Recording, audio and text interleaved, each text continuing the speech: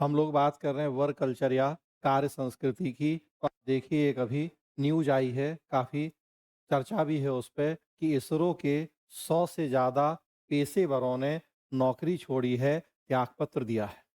और तब इसरो ने अब कुछ नियम कायदे कठोर करने की बात की है कि बीच में कोई नौकरी ना छोड़े, कि अगर कोई ऐसा पेशेवर वैज्ञानिक या और दूसरे प्रोफेशनल किसी प्रोजेक्ट से जुड़े हैं, तो प्रोजेक्ट जब तक कंप्लीट ना हो, बीच में ना छोड़ पाएँ, तो इस तरह के कुछ नियम कानून कठोर किए जा रहे हैं।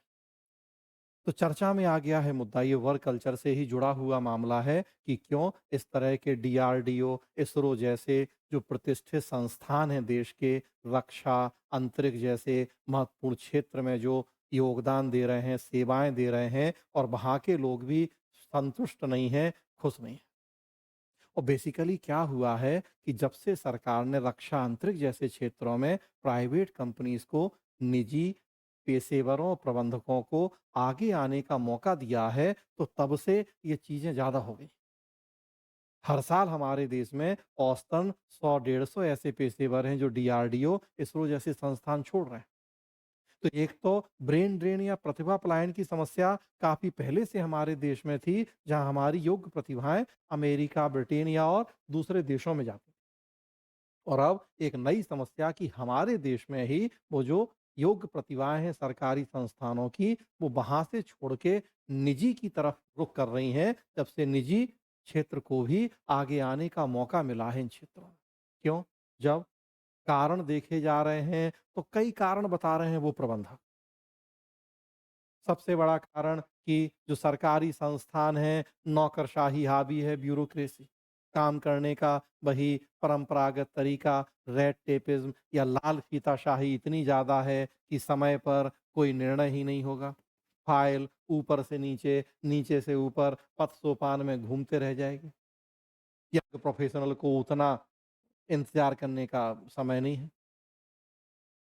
गधा हो, घोड़ा हो, एक ही लाठी से हाँका जाएगा। कहने का मतलब कि व्यक्ति कितना भी योग्य क्यों नहीं होगा, लेकिन वेतन, अच्छी सुविधाएँ, प्रमोशन, ये सारी चीज़ें कहीं न कहीं और दूसरे आधारों से भी तय होने लगेंगी। मेरिट सिस्टम है प्रमोशन में, लेकिन फिर भी वहाँ जो सीनियर है, मौका पहले उसे मिलेगा। आप भले कितने योग्य हैं, लेकिन जूनियर हैं तो नहीं। वर्कलोड बहुत ज़्यादा होगा, जितने स्वीकृत पद हैं, बहुत सारे खाली पड़े हैं, तो वर्कलोड ज़्यादा हो जाएगा। तो कई ऐसी दिक्कतें देखने को मिल रही हैं इस तरह के सरकारी संस्थानों में। वहीं दूसरी तरफ प्राइवेट में जाएँ, लचीलापन बहुत ज़्यादा है, काम करने की आज़ादी है, तेज़ी से निर्णय होंगे, योग्यताएँ, क्षमताएँ दिखाने के पर्याप्त मौके हैं आपके पास। योग्य हैं तो आगे बढ़ें, आउट ऑफ द बॉक्स आपके पास आइडिया है, आप उसको इम्प्लीमेंट करें। कोई लेट लतीफ़ी, कोई नौकरशाही के परंपरागत तरीकों में फँसने की ज़रूरत नहीं है, वहाँ रिज़ल्ट महत्वपूर्ण है। अच्छे पैकेज, अच्छी सैलरी है। तो बहुत सारी ऐसी चीज़ें हैं। प्राइवेट कंपनी के पास पर्याप्त इंफ्रा है, आधुनिक संसाधन, तकनीकें हैं।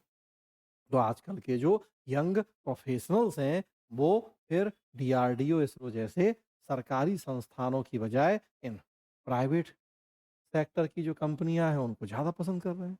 तो वर्क कल्चर का किस तरीके से डिफ़रेंस है दोनों में, उसका परिणाम हो रहा है कि कैसे ये लोक प्रशासन से निजी प्रशासन की तरफ प्रतिभा पलायन हो रहा है।